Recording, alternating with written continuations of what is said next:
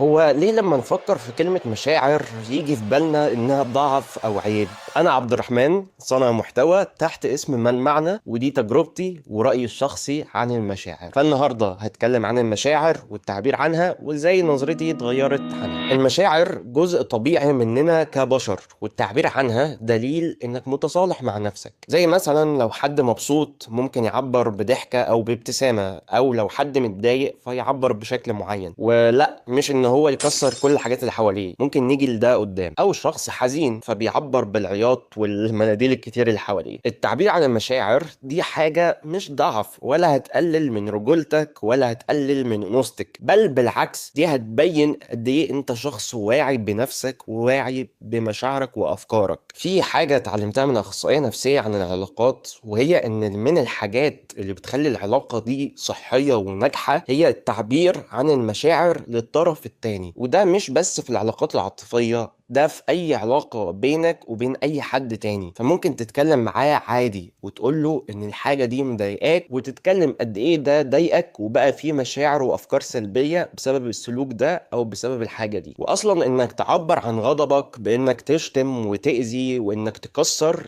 دي مش الطريقة الصحية اللي بتكلم عليها. ممكن تعبر عن مشاعرك السلبية زي الغضب بطريقة صحية من غير ما يكون فيه أي خسائر. لأن نيجي للحاجة المهمة، إنك لما تبطل تعبر عن مشاعرك انت كده بتكبت المشاعر جواك. فايه اللي هيحصل بالظبط؟ انك هتنفجر، سواء كان على شكل غضب او على شكل حزن، وهتاخد ردة فعل على حاجة مش مستاهلة. يعني اكيد سمعت المثال ده قبل كده على السوشيال ميديا، ان مثلا ان في اخر اليوم تتخبط في صباع رجلك الصغير وتقعد بقى تعيط ومناديل كتير حواليك. الموقف مش مستاهل، بس ده بسبب انك كبت مشاعر عميقة جواك وما تعاملتش معاها. يعني مثلا انا كنت واحد من الناس اللي شايف ان التعبير عن المشاعر عيب، وانا شخص مش بعرف اعبر عن مشاعري وبكبت المشاعر جوايا وبكون ساكت اغلب الوقت. يعني لو عملت حاجة تضايقني ممكن اكون متضايق جدا، بس انا بكون ساكت. فالمشكلة هنا تراكم وكبت المشاعر، لحد ما اتكلمت مع اخصائية نفسية ووضحت لي ان التعبير عن المشاعر هي حاجة مش عيب، وعرفت ليه انا مش بعبر عن مشاعري لكوني انا شايفها عيب. واحب اقول لك ما زلت برضه بكبت المشاعر ومش بعبر عنها، بس اكتشفت